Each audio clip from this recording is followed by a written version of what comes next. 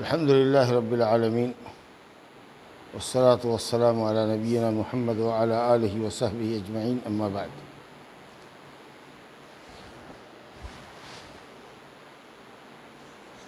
وعن ابن مسعود رضي الله عنه والصحيح عن أبي مسعود الأنصاري رضي الله عنه قال قال رسول الله صلى الله عليه وسلم يؤم القوم أقرأهم لكتاب الله فإن كانوا في القراءة سواء فأعلمهم بالسنة فإن كانوا في السنة سواء فأقدمهم هجرة فإن كانوا في الهجرة سواء فأقدمهم سلما أو سنا ولا يؤمن الرجل في سلطانه ولا يقعد في بيته على تكريمته إلا بإذنه رواه مسلم. ولابن ماجة من حديث جابر رضي الله عنه ولا تؤمن امرأة رجلا ولا أعرابي مهاجرا ولا فاجر مؤمنا وإسناده واحد. یہ امامت کی ترتیب ہے. اس میں پہلے بھی مسئلہ آپ لوگوں کے سامنے آ چکا ہے کہ عمر بن سلمہ رضی اللہ عنہ چھوٹے صحابی تھے، لیکن ان کو قرآن زیادہ یاد تھا. 6 سال یا 7 سال کے تھے، اور وہی اپنی قوم کی امامت کیا کرتے تھے، کیونکہ جب ان کے والد نبی صلی اللہ علیہ وسلم کے پاس سے آئے اور معلوم ہوا کہ امامت وہی کرے گا جس کو قرآن زیادہ یاد ہو، تو جب محلے میں تلاشا گیا اور امتحان لیا گیا اور پوچھا گیا کہ کس کو کتنا قرآن یاد ہے، تو سب سے زیادہ اسی چھوٹے آدمی کو، چھوٹے شخص کو، بچے کو کہہ لیجئے، 6-7 سال کا تو بچہ ہی ہوتا ہے، عمر بن سلمہ، اس کو قرآن زیادہ یاد تھا، لہذا امامت اسی کی ہوا کرتی تھی. اس کے بعد ہی یہ روایت لے کر آئے ہیں. ابو مسعود انصاری بدری صحابی ہیں. یہاں پر ابن مسعود لکھا ہوا ہے، یہ حدیث ابن مسعود رضی اللہ عنہ سے نہیں ہے، ابو مسعود رضی اللہ عنہ سے. وہ کہتے ہیں کہ رسول اللہ صلی اللہ علیہ وسلم نے فرمایا یؤم القوم اقرأهم لکتاب اللہ. سیریز ترتیب وار بتایا کہ امامت کا حقدار کون ہے. اس کرائٹیریا پر جو اترے گا وہ امامت کا زیادہ حقدار ہوتا ہے. کہا کہ قوم کی امامت وہ کرے، یا قوم کی امامت کا، نماز میں مراد ہے امامت، نماز قوم کی وہ پڑھائے اقرأهم لکتاب اللہ، جو قرآن مجید کا سب سے زیادہ پڑھنے والا ہو. زیادہ پڑھنے والے کا کیا مطلب؟ کہ جس کو قرآن مجید کا صحیح تلفظ، صحیح مخارج کے ساتھ الفاظ کو صحیح طریقے سے ادا کرنا، جس کو اتقان کہتے ہیں، لفظ کی ادائیگی میں پختگی، کون حرف کہاں سے نکلے گا وہ بالکل صحیح طریقے سے ادا کرتا ہو، اور حافظ بھی ہو، قرآن مجید زیادہ یاد ہو اس کو. تو زیادہ یاد بھی ہونا ہے اور زیادہ متقن بھی ہونا ہے، پختہ. سمجھا کہ جہاں سے جو لفظ نکل رہا ہے وہیں سے نکلنا چاہیے. مثال کے طور پر 2 حافظ ہے، لیکن ایک کی ادائیگی بہت اچھی ہے، مخرج اس کا بالکل صحیح ہے، اتقان ہے، اس کے اندر پختگی ہے، لفظ کی صحیح ادائیگی کرتا ہے. تو وہ جو متقن ہوگا، جس کو لفظ صحیح بولنا آتا ہے، جو مخارج کا خاص خیال رکھتا ہے، وہ امامت کا دوسرے حافظ کے مقابلے میں حقدار ہوگا. ہے دونوں حافظ، لیکن الفاظ صحیح جس سے نکلے گا وہی امامت کرے گا. تو یہ ہے اقرا کا مطلب، کہ جس کو قرآن صحیح پڑھنا آتا ہو اور جس کو قرآن زیادہ یاد ہو. نبی صلی اللہ علیہ وسلم کے زمانے میں ہوتا تھا کہ جس کو قرآن زیادہ یاد ہوتا تھا وہ قرآن کا زیادہ مسئلہ مسائل بھی زیادہ جانتا تھا، اس کو شریعت کا علم بھی زیادہ ہوتا تھا، کیونکہ صحابہ کرام آیتوں کو یاد کرتے تھے، نبی صلی اللہ علیہ وسلم سے لیتے تھے، اس کا معنی مطلب بھی سمجھتے تھے، اس پر عمل بھی کرتے تھے، تب آگے بڑھتے تھے. ایسا نہیں کہ آج کل جو حافظ ہوتا ہے حفظ خانے میں بیٹھا دیا، 4 سال میں قرآن مجید کو یاد کر لی تھا، مسئلہ کچھ جانتا ہی نہیں. اب وہ پھر جا کر کے 4 سال 5 سال 6 سال مدرسے میں 8 سال پڑھے گا، تب وہ مولوی بنے گا، تب کچھ مسئلہ اس کو آوے گا. سمجھا کہ نہیں؟ تو وہاں وہ معاملہ نہیں تھا. قرآن مجید کا حفظ اور علم، قرآن کا علم اور قرآن مجید کا حفظ اور قرآن مجید کا علم، یہ دونوں ساتھ ساتھ برابر سے آتا تھا. سمجھے؟ تو جو لوگ زیادہ پڑھنا جانتے تھے وہ زیادہ مسائل سے واقف بھی تھے، جو زیادہ پڑھے لکھے تھے وہ زیادہ مسائل بھی جانتے تھے، تو اس لیے جو اقڑا ہوتا تھا وہ عالم ہوتا تھا، جو زیادہ پڑھا لکھا ہوتا تھا، جس کو قرآن جتنا زیادہ یاد ہوتا تھا اس کو اتنا زیادہ یاد ہوتا تھا اور مسائل یادیں ہوتے تھے۔ چلیے مان لیجئے کہ اصغر اور ایک دوسرا آدمی ہے، وہ دونوں حافظ بھی ہے، خوب اچھے سے پختہ طریقے سے پڑھنا بھی دونوں کو ایک دم برابر سے آتا ہے، تو اب ترجیح کس کو دی جائے گی؟ تو دوسرے نمبر پر آئیے کہ اگر قرات میں سب برابر ہیں فَأَعْلَمُهُمْ بِالسُّنَّةِ، تو جس کو سنت کا علم زیادہ ہو، حدیث کا علم زیادہ ہو، اور حدیث کا علم کس باب میں؟ خاص کر نماز کے باب میں، کیونکہ نماز ہی پڑھانا ہے، اس کو نماز کے مسائل زیادہ یاد ہونے چاہیے۔ تو حج روزہ کا مسئلہ جان رہا ہے لیکن نماز کے مسائل سے واقف نہیں ہے، تو وہ نہیں، نماز پڑھانے سے مسئلہ ہے نا، تو جو نماز کے مسائل زیادہ جانتا ہوگا ان دونوں حافظوں میں وہ پڑھائے گا۔ چلیے اگر سنت میں بھی دونوں ہی برابر ہیں، دونوں ایک پلے کا مولوی ہے، دونوں کو مسئلہ خوب بڑھیا سے یاد ہے، لیکن حافظ بھی ہے، دونوں کو ایک دم پختہ طریقے سے الفاظ کی ادائیگی بھی آتی ہے، تب کہا گیا کہ تب کیسے ترجیح دو گے کسی ایک کو؟ تو کہا کہ سنت کا علم معلوم کرو کہ کس کو مسئلہ مسائل زیادہ نماز کے یاد ہے، دلیل کے ساتھ کس کو یاد ہے۔ اگر اس میں بھی برابر ہو جائیں تو فرمایا گیا کہ ہجرت میں کون پہلے آیا ہے، کون پرانا ہجرت کا ہے۔ اب وہ یہ زمانے میں تو ہوگا نہیں، مدینے میں صحابہ کرام مکے سے یا دوسرے شہروں سے اپنا گھر بار چھوڑ کر کے مدینہ آتے تھے، تو وہاں پر مہاجرین کی ایک جماعت آباد تھی، تو وہاں پر تیسرے نمبر پر کہا گیا کہ دیکھو کون پہلے ہجرت کر کے آیا ہے مدینہ، تو جو پہلے ہجرت کر کے آیا ہے وہ بعد والے پر مقدم ہوگا۔ لیکن اب وہ یہ سب دور نہیں ہے ہجرت کا، تو اس لیے یہ اب اس وقت موجودہ وقت میں اپلائی نہیں ہو رہا ہے۔ اب چلیے حدیث کی ترتیب ہے کہ اگر ہجرت میں بھی برابر ہوں تو دیکھ لو کہ مسلمان پہلے کون ہوا ہے، مسلمان پہلے کون ہوا ہے۔ سب برابر ہے، حفظ میں بھی برابر ہے، الفاظ کی ادائیگی میں پختگی بھی ہے، سنت کا بھی علم ہے، تو کہا گیا کہ اس میں دیکھو کہ مسلمان پہلے کون ہوا ہے۔ مان لیجئے کہ 10 سال کا بچہ پہلے مسلمان ہوا ہے، اس کے بعد 40 سال کا بوڑھا مسلمان ہوا ہے، ادھیر عمر کا آدمی مسلمان ہوا، پہلے وہ ہے۔ تینوں کرائٹیریا میں یہ اور وہ 45 سال والا برابر ہے، حفظ بھی برابر ہے، اتقان بھی برابر ہے، سنت کا بھی علم برابر ہے، تو جو پہلے مسلمان ہوا ہے اس کو اہمیت دینا ہے۔ اب چلیے 2 آدمی ہے، دونوں کو قرآن بھی برابر یاد ہے، پختگی بھی ہے ادائیگی میں، سنت کا بھی علم ہے، اور دونوں ایک کے دن مسلمان ہوا ہے، مان لیجئے ایک ہی وقت مسلمان ہوا ہے اگر، تو اب کیسے فوقیت دی جائے گی؟ تو کہا گیا کہ فوقیت یوں دی جائے گی کہ دیکھا جائے گا کہ اب عمر میں بڑا کون ہے، یہاں کہیں نہ کہیں فیصلہ تو ہو جائے گا۔ اب عمر آیا تو چوتھے نمبر پر اور آخری نمبر پر کون چیز آیا؟ عمر۔ ہم لوگوں کے یہاں کیا ہوتا ہے، یہ بڑا آدمی ہے، پرانا آدمی ہے، کوئی زیادہ عزت دو، اس کو آگے دو۔ ارے وہ تو بوڑھا پرانا آدمی، اگر تم جاہل ہو تو تم 3 نمبر کے ٹھوکر میں ہو جاؤ، 4 نمبر کے ٹھوکر میں کہ 5 نمبر کے ٹھوکر میں۔ تمہارے مقابلے میں جو تمہارا بیٹا ہوگا، پوتا ہوگا، جو حافظ قرآن ہوگا اور جو مولوی ہوگا مسئلہ جانے گا، اس کو کرسی پہلے ملے گی، تم کو نیچے بیٹھنا ہوگا۔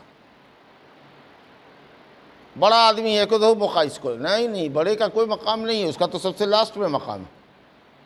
سب سے پہلا مقام ہے جس کو قرآن پختہ یاد ہو اور صحیح طریقے سے الفاظ کی ادائیگی کر سکتا جی، اور اس کے بعد ہے کہ سنت کا جس کو علم ہو، اور اس کے بعد ہے کہ مسلمان پہلے کون ہوا ہو، اور اس کے لاسٹ میں ہے کہ عمر میں کون بڑا ہو، جہاں جا کر کے فیصلہ ہوگا، تو عمر سب سے لاسٹ میں، سمجھا؟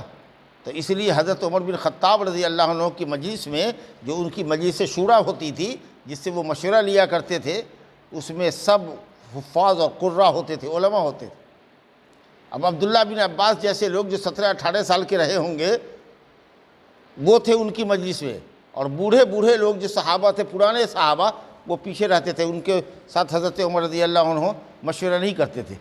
تو کچھ بوڑھے لوگوں نے کہا کیا بات ہے، ہمارے بیٹے پوتے کی عمر کے آدمی ان کے مشیرے کار ہیں، مشورہ کرتے ہیں، ان کی مجلس شورا کے ممبر ہیں، اور ہم لوگوں کو پوچھتے بھی نہیں ہیں، سمجھا کہ نہیں؟ تو امتحان لیا کہ اچھا بتاؤ تو اس آیت کا کیا مطلب ہے۔ اب وہ نہیں بتا سکا، ابن عباس سے پوچھا بتاؤ ابن عباس اس آیت کا کیا مطلب ہے، فٹ بتا دیا، کہا کہ دیکھا تو عزت کے لائق آپ ہے کہ یہ ہے؟ پکی داڑھی سے ہم کو کیا لینا دینا ہے؟ ہم کو علم والے سے مطلب ہے، جو علم والا ہوگا، جو ہم کو صحیح مشورہ دے گا قرآن حدیث کی روشنی میں، اس کی ہم کو ضرورت ہے، کہ عمر کو ہم دیکھیں گے۔ تو یہ ہے امامت میں، سمجھا کہ نہیں، کہ کس کو کتنا یاد ہے اور کتنا صحیح پڑھنا آتا ہے۔ اور اس کے بعد دوسرے نمبر پر دیکھو عالم کتنا ہے، مسئلہ مسائل کتنا جانتا ہے۔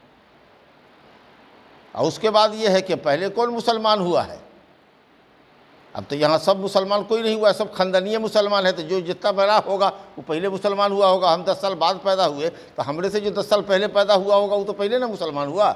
ہاں، تو وہ معاملہ تو اب نہیں چلے گا، لہٰذا اب فیصلہ جو یہاں ہوگا وہی دیجیے کو بات میں ہوگا کہ قرآن مجید کا حافظ اور قاری کون ہے، اچھا پڑھنے والا کون ہے، اور پھر حدیث کا علم کس کے پاس ہے، مسائل نماز کے مسائل کون زیادہ جانتا ہے، اس کی بنیاد پر فیصلہ ہو جائے گا۔ چلیے، مسلم شریف کی روایت ہے۔ اسی میں ایک اور لفظ دیکھیے بڑی مزے کا ہے، وَلَا يُؤَمَّدُ الرَّجُلُ الرَّجُلَ فِي سُلْطَانِهِ، کوئی آدمی کسی آدمی کی امامت نہ کرے، وَلَا يُؤَمِّنُ وَلَا يُؤَمَّنُ، یا کسی کی امامت نہ کی جائے اس کی سلطنت میں۔ یہ مسجد کس کی سلطنت میں ہوتی ہے؟ امام کی سلطنت ہوتی ہے۔ جو اس مسجد کا امام مقرر امام ہے، جس کو بستی والوں نے مقرر کر دیا ہے کہ ہاں یہ امام ہے ہمارا، سمجھا، تو وہ اس مسجد کا سلطان ہوا، سمجھا، اسی کا حکم نماز کے اوقات میں چلے گا، سمجھ گئے۔ اب اگر کوئی بڑا مولوی آیا جو اس سے زیادہ قرآن صحیح پڑھنا جانتا ہے، اس سے زیادہ مسئلہ جانتا ہے، تو بھی وہ امامت نہیں کر سکتا ہے جب تک کہ وہ مسجد کا جو امام ہے اس کو اجازت نہ دے، کیونکہ وہ اس کی سلطنت ہے، سمجھ گئے۔ ہاں، اگر مسلمانوں کے بادشاہ آ گئے تو کعبہ کا جو امام ہے اس کی بھی امامت اگر چاہے گا تو کعبہ کے امام کو کہے گا پیچھے ہٹو، اور شاہ سلمان حفظہ اللہ آگے بڑھیں گے۔ اگر ان کو امامت کرنا ہے تو وہ بڑھیں گے، کیونکہ جب امام المسلمین آ گیا، امام وقت آ گیا، حاکم وقت آ گیا مسلمان، تو اب جتنا بھی امام ہے سب اسی کا مقرر کیا ہوا ہے، اسے ہٹو، سمجھ گئے۔ تو اس لیے بہتر یہ ہے کہ اگر کوئی بڑا آدمی آیا ہے تو مسجد کے امام کو یہ چاہیے کہ آگے بڑھ کے کہے کہ حضور امامت کیجیے، تو وہ اپنے یا تو امامت کرے گا یا کہے گا نہیں تم ہی کرو، تو آپ کو عزت مل جائے گی، سمجھا کہ نہیں۔ تو یہ صرف امام المسلمین کے لیے۔ باقی رہا کہ اگر کوئی کہیں کا شیخ الحدیث آ جائے، رئیس القراء آ جائے، بہت بڑا قاری اور حافظ مولانا آ جائے، لیکن اگر اس مسجد میں جو امام آپ لوگوں کی طرف سے مقرر ہے، جس کو قرآن کسی حد تک صحیح پڑھنا آتا ہے اور مسئلہ بھی ضروری حد تک اس کو معلوم ہے، اس سے بڑا حافظ اور قاری بھی آ جائے گا، تو چونکہ وہ وزٹر ہے ہمارے یہاں، ایک وقت کے لیے 2 وقت کے لیے آیا ہے، اس لیے اس کی امامت نہیں ہوگی الا یہ کہ وہ مسجد کا امام اس کو اجازت دے۔ لیکن اب ذمہ داری کیا ہے، قوم کی ذمہ داری کیا ہے کہ اپنے میں امام کس کو چنے، اس کو چنے جس کو قرآن مجید زیادہ صحیح پڑھنا آتا ہو اور قرآن مجید جس کو زیادہ یاد ہو، سمجھا کہ نہیں۔ نماز کے مسائل اگر مولوی اصغر ہم سے زیادہ جانتے ہیں اور وہ حافظ ہے، ہم سے زیادہ الفاظ کی صحیح ادائیگی ان سے ہوتی ہے، تو چاہے علم میں ہم ان سے زیادہ رہیں، وہ میرے شاگرد کیوں نہ ہوں، امامت کا حقدار وہی ہے، کیونکہ پہلا کرائٹیریا اسی کے پاس ہے کہ قرآن مجید جس کو زیادہ یاد ہو اور زیادہ صحیح طریقے سے ادا کرنا آتا ہو اور نماز کے ضروری مسائل سے بھی وہ واقف ہو، تو وہ آدمی جو حافظ نہیں ہے، عالم ہے، یا ضرورت کے مطابق اس کو قرآن یاد ہے، لیکن اگر اس کے مقابلے میں زیادہ حفظ کیے ہوا ہے اور زیادہ اچھے طریقے سے الفاظ کو ادا وہ کرتا ہے اور مسائل بھی اس کو ضروری حد تک نماز کے معلوم ہے، تو امامت کا حقدار وہی ہوگا جو ہم سے علم میں کمتر ہے لیکن قرآن پڑھنے میں ہم سے برتر ہے۔ تو یہ قرآن مجید کی برکت دیکھیے اور حفظ کرنے والوں کی برکت دیکھیے۔ یہ دیکھیے دنیا میں بھی امامت کا وہی حقدار ہے، اور نبی صلی اللہ علیہ وسلم نے جب احد کے جنگ میں بہت سارے صحابہ شہید ہوئے تو سب 70 صحابہ شہید ہوئے، 70 الگ الگ قبریں کھودنا مشکل تھی، تو بڑا بڑا گڑھا کھودا گیا جس میں 5 7 10 آدمی ایک ساتھ آئے، تو پوچھتے تھے کہ قبلہ کی طرف آگے میں کس کو رکھیں، تو پوچھتے تھے کہ اس میں کا قرآن کس کو زیادہ یاد تھا، تو جس کو کہتے کہ اس کو زیادہ یاد تھا تو اس کو آگے رکھو، اس کو قبلے کی طرف رکھو، سب سے آگے یہ قبلے کی طرف ہی رہے گا، پھر اس کے بعد تو زندگی میں بھی اسی کو اگوائی ہے کہ وہ قوم کی امامت کر رہا ہے۔ اب مرنے کے بعد بھی اگر ایک قبر میں 2 3 آدمی کو دفنانے کی نوبت آ جائے تو قبلہ کی سمت میں آگے وہی ہوگا جو حافظ قرآن ہوگا، بشرطے کہ وہ مسائل کو جانتا ہو اور عمل بھی کرتا ہو۔ بہت حافظ ہے، حفظ کرے گا، لیکن یہ کہ ڈرمنڈا ہے۔ اب یہ دیکھ لیجیے، ڈرمنڈا ہے، ڈرکٹا ہے، سگریٹ پیتا ہے، کھینی بیڑی کھاتا ہے، فاسق اور فاجر والا کام کرتا ہے، گناہ کبیرہ کرتا ہے، نہیں، سمجھا کہ؟ تو اب یہ سب کرائٹیریا پر تمہارے دھبا لگ رہا ہے، سمجھا؟ تو نماز کا پابند ہونا چاہیے، خاص کے واجب فرض نماز ہے، کبھی پڑھ رہا ہے کبھی چھوڑ رہا ہے، تو یہ سب بات نہیں ہونی چاہیے۔ الامام الضامن، وہ پوری قوم کی نماز کا گارنٹر ہوتا ہے، تو جو گارنٹر ہوگا اس کو چاہیے کہ قرآن مجید کے حفظ کے ساتھ، اتقان کے ساتھ، مسائل کے ساتھ ساتھ اس کو چاہیے کہ فسق و فجور کے کام سے بھی وہ باز رہے۔ دیکھو آگے حدیث آئے گی، تو کہا گیا کہ کسی کی مسجد میں اس مسجد کے امام کی اجازت کے بغیر دوسری جگہ سے باہر سے آنے والا وزیٹر امامت نہیں کر سکتا۔ اور کیا بات ہے؟ وَلَا يَقْعُدُ فِي بَيْتِهِ عَلَىٰ تَقْرِيمَتِهِ، کسی کے گھر میں کوئی جائے اور دسترخوان لگا رہا ہے کھانے کے لیے، تو بغیر جب تک وہ کہے نہیں کہ دسترخوان لگ گیا، کھانا لگ گیا، آئیے، مہمان کو جب تک نہ کہے وزیٹر کو، جا کے بیٹھنا نہیں چاہیے دسترخوان پر، پہلے ہی سے بیٹھ گیا کہ لاؤ جو ہے لاؤ، اب وہ بیٹھ گیا پہلے دسترخوان پر اور اس کے بعد منگا رہا ہے، نہیں، آپ کو جہاں بیٹھایا ہے وہاں بیٹھیے، دسترخوان لگنے دیجیے، جب گھر والا کہے گا کہ آئیے کھانا لگ گیا، تشریف لائیے، تب جائیے۔ پہلے ہی سے جو باراتی سب جو کرسی ہانپ لیتا ہے، پہلے ہی قبضہ جما لیتا ہے کہ کرسی ہماری، ابھی نکاح ہو رہا ہے، 12 آنا 14 آدمی چلا گیا وہاں پر، ابھی گھر والے نے کھانا نہیں لگایا، پوچھا نہیں، ایسے ہی ہڑبونگ کر دیتا ہے کہ سارا نظام درہم برہم ہو جاتا ہے، کسی کو کچھ ملا، کسی کو کچھ نہیں ملا۔ ارے لگنے تو کھانا، جب کہے گا آئیے تو پھر جائیے، آپ کا انتظام ہے، آپ مہمان ہیں، آپ کے لیے تو کھانا بنایا ہے اس نے، باراتی رہے کہ سراتی رہے، سب کے لیے اسی حساب سے اس نے بنایا ہے، لیکن دیکھیے گا کہ پہلے ہی سے وہ اس کے اوپر جو ہے سو کھوٹا گاڑے رہے گا، اپنی سیٹ کو محفوظ کیے رہے گا، ریزرو کر لے گا اپنی سیٹ کو پہلے۔ لا حول ولا قوت الا باللہ۔ تو اگر کسی کے یہاں جاتے ہیں کسی کی دعوت پر، تو ہرگز اس کے دسترخوان پر اس کے گھر میں نہ بیٹھیے جب تک کہ اس کی اجازت نہ ملے کہ آپ آئیے، ہم جا کے۔ ابن ماجہ میں روایت ہے، حضرت جابر رضی اللہ عنہ سے روایت ہے، یہ دیکھیے یہ حدیث ہے تو ضعیف لیکن کچھ معنی اس کا ٹھیک ہے، بعض الفاظ کا، وَلَا تُؤَمِّنُ امْرَأَةٌ رَجُلًا، ہرگز کوئی عورت کسی مرد کی امامت نہیں کرے گی، عورت کی امامت مرد کے لیے جائز نہیں ہے، عورت اپنی نماز اپنے پڑھے گی یا اپنے گھر والوں کی، چاہے تو امامت گھر والوں میں، تو گھر کی عورتوں کی امامت چاہے تو کر سکتی ہے، جائز ہے۔ لیکن مان لیجئے کہ شوہر اس کا انگریزی پڑھا لکھا ہے، BA پاس ہے، بیوی عالمہ حافظہ ہے، کسی مدرسے سے فارغ ہے، قرآن مجید کی ہے، حافظ بھی ہے ماشاءاللہ، یا نہیں حافظ ہے تو پچپڑا اس کو یاد ہے، جو شوہر کو یاد نہیں ہے، دو چار کو صورت یاد ہے، لیکن بیوی کو قرآن بڑھیا پڑھنے آتا ہے، مسائل بھی نماز کے وہ زیادہ جانتی ہے، ہرگز بیوی امامت نہیں کرے گی۔ وہ جو کم پڑھا لکھا شوہر ہے وہی امامت کرے گا، اس کے پیچھے بیوی کھڑی ہوگی، اللہ تو جاؤ تم الگ اپنا نماز پڑھو، ہم الگ نماز پڑھتے ہیں۔ یاد رکھیے، کوئی بھی عورت کسی نماز میں مرد کی امامت نہیں کر سکتی، سمجھا کے؟ عورت چاہے جتنی قابل ہوگی اس کو مرد کے پیچھے ہی ہونا ہے۔ اس کے بعد فرمایا گیا ولا عربی مہاجرن، دیہاتی مہاجری کی جو ہجرت کر کے دیہات سے شہر آ جاتے تھے، گویا کہ دیہاتی شہری کی امامت نہ کرے۔ اس میں ذرا سا کلام ہے۔ عام طریقے سے نبی صلی اللہ علیہ وسلم کے زمانے میں دیہات بہت اجڑ ہوتا تھا، وہاں علم کم ہوتا تھا، مسائل کم ہوتے تھے، سمجھا کہ کفر و نفاق میں بڑے سخت ہوتے تھے دیہاتی۔ آج کل کا دیہات نہیں، اب تو ہر دیہات شہر لگتا ہے، اس زمانے کا دیہات نہیں، ایسے 1400 سال پہلے کا جو دیہات رہا ہوگا، آپ تصور کیجئے کتنا ان ڈیولپڈ رہا ہوگا۔ تو ایسا نرا دیہات کا اگر آدمی آوے تو شہری کی امامت نہ کرے، کیوں؟ اس لیے کہ اس کے پاس علم نہیں ہے۔ لیکن اگر اس دیہاتی کے پاس ہی قرآن زیادہ یاد ہے اور مسائل یاد ہے تو شہری کی امامت وہ کرے گا، سمجھا کہ نہیں؟ تو یہ چلیے کسی حد تک ایک بات ٹھیک ہے۔ اور دیکھیے ولا فاجر مومن، اور فاجر و فاسق مومن کی امامت نہ کرے۔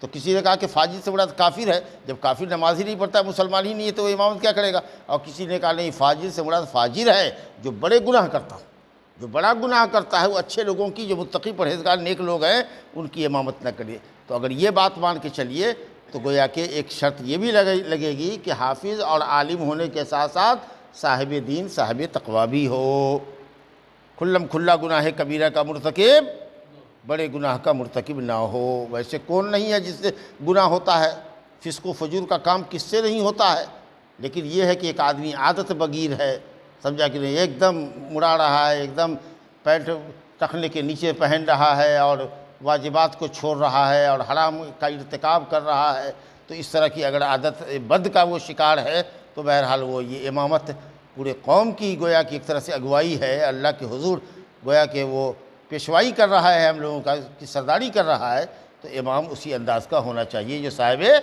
دین اور صاحب تقویٰ ہو۔ چلیے ایک دو حدیث اور پڑھ لیتے ہیں۔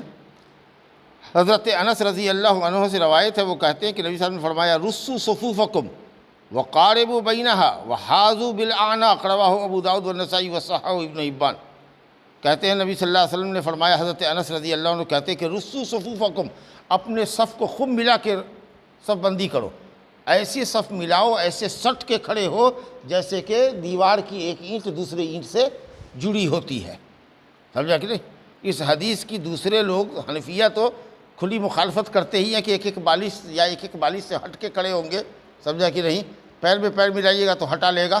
کیا کہا جا رہا ہے؟ رسوا صفوفکم، صف کو ایسے ایک دوسرے کے ساتھ ایسا سخت ملاؤ جیسے کہ دیوار ایک دوسری دیوار کی اینٹ ایک اینٹ سے ملی رہتی ہے، جس میں جین نہیں رہتا ہے، گیپ نہیں رہتا ہے، دو آدمی کے درمیان گیپ مت چھوڑو۔ حدیث میں آیا ہے کہ شیطان جو ہے چھوٹے چھوٹے کالے بکری کے بچے کی شکل میں تمہارے اندر گھس کر کے بھولی بسری باتیں یاد دلاتا ہے اور نماز سے تمہارا دماغ کو کنورٹ کر دیتا ہے، ڈائیورٹ کر دیتا ہے، دماغ کو تمہارے دوسری طرف لے جاتا ہے۔ تو پاؤں کو پاؤں سے پورا ملاؤ، سمجھا کہ نہیں؟ رسوا صفوفکم وقاربوا بینہا، اور صف کے درمیان قربت رکھو۔ اب جیسے کہ ایک صف یہاں ہے تو ایک صف وہاں جو ہے حیدر بیٹھے ہوئے ہیں وہاں نہیں ہونا چاہیے، اب جیسے لگی ہوئی نا صف، اس طریقے سے صف ہونی چاہیے، اتنا ہو کہ آدمی آرام سے 4 سوا 4 فٹ کی صف ہونی چاہیے کہ آدمی آرام سے سجدہ کر سکے اور کسی کا سر کسی کے جانگ سے یا کمر سے یا اس کے ہپ سے ٹکرائے نہیں، تو اس طرح کی دوری ہونی چاہیے ضروری۔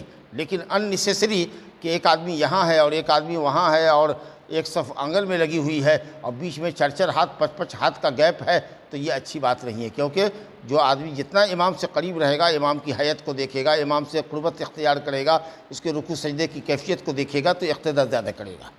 وحاذوا بالاعناق، اور سب گردن کو سیدھ میں رکھو۔ دیکھتے ہیں نا امام صاحب لوگ کہتے ہیں شہر میں جائیے گا کہ پاؤں کو پاؤں سے ملا لیجئے، کندھے کو کندھے سے برابر رکھیے، کندھے کو کندھے سے برابر رکھیے، میرا کندھا یہاں ہے تو آپ کا کندھا بھی اسی سیدھ میں ہونا چاہیے۔ اب یہ بڑا گڑبڑ ہوتا ہے کہ اب کرے تو کیا کرے، کیسے کیا کرے بھائی، کیسے ملاوے؟ اب ایک آدمی بڑا ہے، ایک آدمی اس سے بھی بڑا ہے، یہ سب سے لمبے ہیں، ان کا پاؤں جو ہے سو 7 فٹ کا ہے مثال کے طور پر، سمجھا کہ نہیں؟ کیا کہتے ہیں 8 نمبر ہے، 7 نمبر ہے، 10 نمبر ہے، تو اگر انگلی کے انگلی سے ملا کے، کانی انگلی جو ہے چھوٹی والی پیر کی، ذرا غور سے سنیے، اگر اس انگلی سے ملائیے گا تو ایک آدمی کا پاؤں پیچھے نکلے گا، ایک آدمی کا آگے نکلے گا، ہوگا کہ نہیں ہوگا؟ کندھا بھی نہیں ملے گا، آگے بڑھ جائے گا۔ تو علماء نے کہا ہے کہ انگلی کو انگلی سے ملانے کا چکر نہیں کرنا چاہیے، یہ جو ٹخنا ہے دونوں طرف جو ہڈی نکلی ہوئی ہے ابھری ہوئی، اس کو سیدھ میں رکھو اور کندھے کو سیدھ میں رکھو، سمجھا؟ تو انگلی ملانے کی ضرورت نہیں ہے، بلکہ کس کو ملانا ہے؟ ٹخنا کو، گھٹنا نہیں، ٹخنا جو ہے یہ جو دونوں طرف ابھری ہوئی ہڈی ہے اس کو ہر کوئی ایک دوسرے کے سیدھ میں رکھ لے، بس، سمجھا کہ نہیں؟ اور گردن یہ جو ہے یہ برابر ہونی چاہیے، نہیں کہ کوئی آگے نکلا ہوا ہے کوئی پیچھے نکلا ہوا ہے، ایسا نہیں، ایک دم برابر سے سیدھ میں ہونا چاہیے۔ تو میں سمجھتا ہوں کہ لوگ جو نشان کے اوپر جو انگلی رکھتے ہیں اس سے اچھا ہے کہ نشان پر کیا رکھیں؟ ایڑی رکھیں، پاؤں آگے رکھیں، ایڑی نشان پر رکھیں، اور کوشش کرے بغل والا کہ ہم اپنے بغل والے کے ٹخنے سے یہ جو ہڈی ہے نکلی ہوئی یہ والی، یہ اس کے سیدھ میں آ جائے، سمجھ لگے؟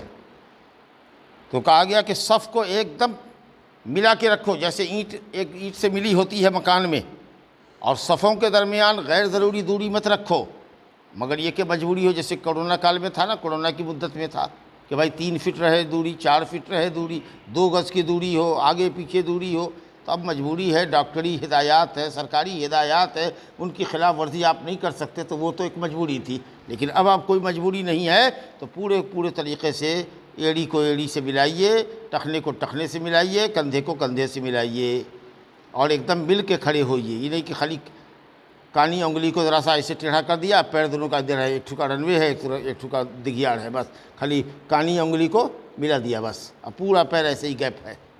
ایسا نہیں ہونا چاہیے, تھا مل کے کھڑے ہو رہے, سٹ کے کھڑے ہوئیے اور کندھے کو کندھے سے برابر رکھیے. آگے ایک روایت ہے, حضرت ابو ہریرہ رضی اللہ عنہ فرماتے ہیں کہ رسول اللہ صلی اللہ علیہ وسلم نے فرمایا کہ مردوں کی سب سے اچھی صف ہے پہلی صف. یہ جو صف ہے, کئی صف ہوتی ہے نا, تو پہلی صف ہے مردوں کی اچھی.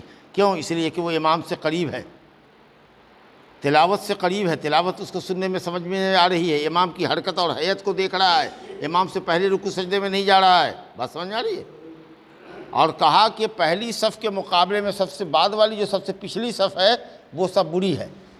یعنی یہ اچھی ہے تو اس کے مقابلے میں وہ بری ہے. اس کے مقابلے میں گویا پہلی صف سب سے افضل ہے, اس کے بعد دوسری, اس کے بعد تیسری. تب ظاہر ہے کہ اگر یہ فضیلت آپ کو لینی ہوگی تو آپ کو پہلے آنا پڑے گا. اب پہلی صف میں ہی جگہ لیجئے گا, نہیں تو آپ آ کے سنت پڑھ رہے ہیں وہاں, کوئی جو آیا آپ کے بعد وہ ہوشیار ہے, وہ پہلے ہی صف میں آ کر کے اپنی جگہ لے لیا, اس نے سنت پڑھ لیا, تو ظاہر ہے کہ آپ اس کو ہٹا نہیں سکتے. تو پہلی صف کی بڑی فضیلت ہے. اب پہلی صف کے مقابلے میں بری صف ہے وہ جو آخری ہے. اور عورت بھی اگر ہمارے پیچھے لگتی ہو تو سب سے بری صف اس کی پہلی ہے اور سب سے اچھی صف اس کی آخری ہے. کیوں؟ اس لیے کہ مرد سے قریب ہے, اور مرد کی صف سب سے بری وہ ہے جو عورت سے لگ کے ہے, کیونکہ بار بار شیطان وسوسہ ڈالے گا, عورت کی حرکتوں پر اس کی توجہ چلی جائے گی, جا رہی ہے سجدے میں, مان لو کہ اگر اس کی چوڑی کھنکھنائی تو اس کی طرف دماغ جائے گا. تو اس لیے کہا گیا کہ مردوں کی سب سے بری صف پچھلی اور عورتوں کی سب سے بری صف اگلی جو مرد سے لگ کے ہے, اور عورتوں کی سب سے اچھی صف پچھلی. گویا عورت جتنا مرد سے دور رہے اتنا اچھا ہے. یہ کب ہے؟ جبکہ مردوں کے پیچھے عورتیں لگ رہی ہوں. لیکن مان لیجئے کہ مسجد کو 2 حصے میں آپ نے بانٹ دیا ہے, یہ حصہ عورتوں کے لیے دیوار کھڑی کر دیا, سمجھا, یہاں سے چھت تک دیوار کھڑی کر دیا ہے, یہ عورت کا بلاک, یہ مرد کا بلاک. ہاں, تو اب اس میں جس طرح مرد کی صف پہلی اچھی ہوگی, عورت کی بھی پہلی صف اچھی ہوگی. یا دوسری منزل پر آپ نے عورت کا انتظام رکھا ہے تو عورت جو پہلی صف میں ہوگی وہ افضل ہوگی بعد والی صف کے. تو اگر اوپر نیچے ہے, نیچے عورت ہے اوپر مرد ہے تو بھی وہی کیفیت ہے, یا اگر پارٹیشن ہے مسجد میں تب ہے. لیکن اگر ایسے نہیں ہے, مرد حضرات ہیں اور اس کے بعد عورتوں کی صف لگ گئی ہے, تو مرد کی پہلی صف سب سے افضل اور عورتوں کی سب سے بری صف پہلی صف جو مردوں سے قریب ہے. چلیے الحمدللہ سمجھ میں آپ کو آ گیا. اور اب صرف یہ ہے کہ ایک روایت اور, ابن عباس رضی اللہ عنہما, ابن عباس رضی اللہ عنہ کہتے ہیں کہ میں نے رسول اللہ صلی اللہ علیہ وسلم کے ساتھ ایک رات نماز پڑھی تو دائیں بائیں کھڑا ہو گیا. اب میں امامت یہ کر رہا ہوں, اکیلے نبی صلی اللہ علیہ وسلم رات کی نماز میں تھے. تہجد سیکھنے کے لیے, تہجد کا طریقہ معلوم کرنے کے لیے حضرت ابن عباس جو ابھی 10 سال کے ہیں نبی صلی اللہ علیہ وسلم کے گھر میں چلے گئے. میمونہ رضی اللہ عنہا, میمونہ بنت حارثہ الہلالیہ, ان کی اپنی سگی خالہ تھی, تو خالہ کے یہاں چلے گئے اور اسی بستر پر ایسے ایسے لمبائی چوڑائی میں سو گئے. نبی صلی اللہ علیہ وسلم اور آپ کی بیوی لمبائی میں سوئے. اور جب تہجد کے لیے نبی صلی اللہ علیہ وسلم جگے تو یہ بھی تھے طاق میں کہ کب اٹھتے ہیں کیسے جاتے ہیں, ویسے ہی انہوں نے بھی کیا. جیسے نبی صلی اللہ علیہ وسلم نے نیت باندھی تھی کہ انہوں نے بھی وضو کر کر کے وہ آئے, اور آنے کے بعد نبی صلی اللہ علیہ وسلم کے بائیں کھڑے ہو گئے. تو مقتدی جب ایک ہو تو کہاں کھڑا ہونا چاہیے؟ امام کے دائیں. تو ان کو مسئلہ نہیں معلوم تھا, پہلے بھی بتا چکے ہیں کہ نبی صلی اللہ علیہ وسلم نے کان پکڑ کے یا سر کا بال پکڑ کے پیچھے سے گھما کر کے لا کر کے ان کو دہنے میں کھڑا کیا, سمجھا. تو اگر مان لیجیے کہ کوئی آدمی نماز پڑھ رہا ہے اور آپ آئے پیچھے سے اور اس کے ساتھ مل کے نماز پڑھنا ہے تو کہاں کھڑا ہونا ہوگا؟ امام کے داہنے.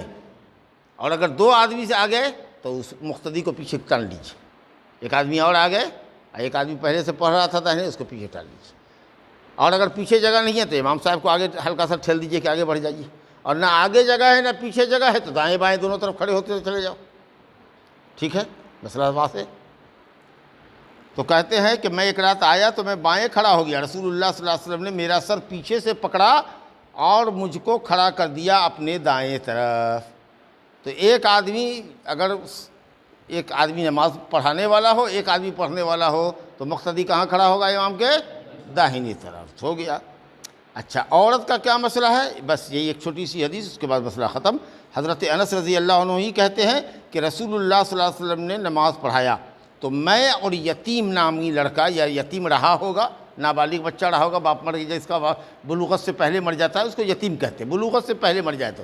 بالغ ہونے کے بعد باپ مرا ہوا یتیم ہے، آیا یتیم ہے، بال پکا ہوا ہے تو یتیم ہے، یتیم تو ہم ہیں، ہمارا بھی باپ مرا ہوا ہے تو ہم کو یتیم کوئی کہے گا؟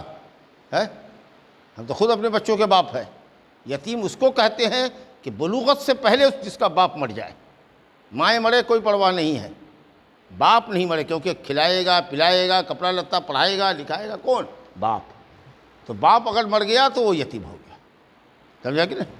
ہم لوگ کے یہاں دیہات میں اصطلاح ہے کہ مائیں مر گئی تو ٹوڑ ہے، ہاں ٹوڑ ہو گیا، یہ باپ مر گیا تو یتیم ہو گیا، یتیم اور ٹوڑ وہ سب کچھ نہیں ہے، ٹوڑ اوڑ یتیم ہے۔ یتیم جس کا باپ مر جائے بلوغت سے پہلے، اگر بالغ ہے لڑکا لڑکی یتیم نہیں ہے الحمدللہ۔